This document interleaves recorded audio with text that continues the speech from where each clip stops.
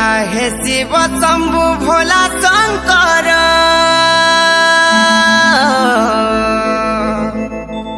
जटारू झरुचे गंगार धार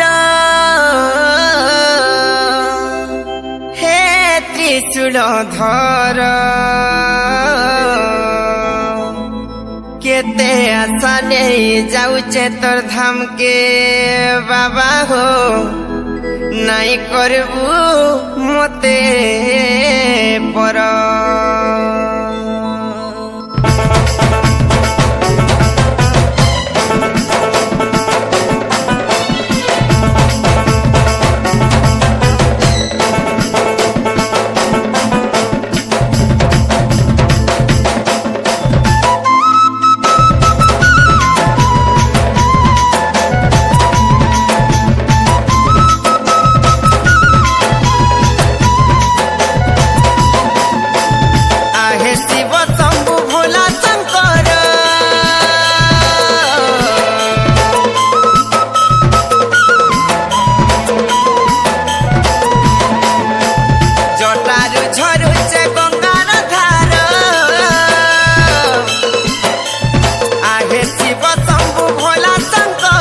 जटारू झरुचे गंगार धार हे त्रिशूल धर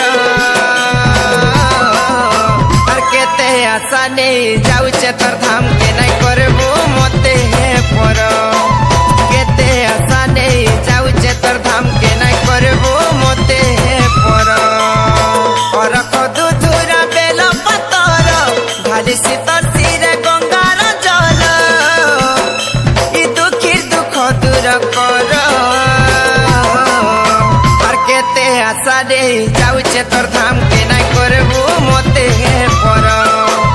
केते आशा नहीं जाऊचे तोर धाम के नहीं करबू मते पर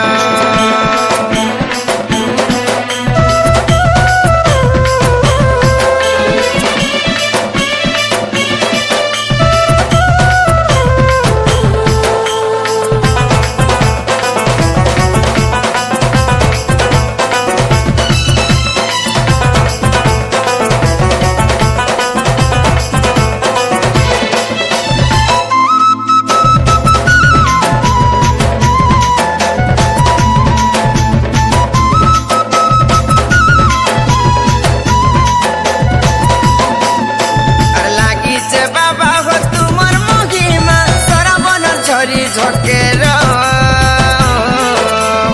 कांधे बुही का बोल चालू थी सत्य हो कहा के नहीं न डर।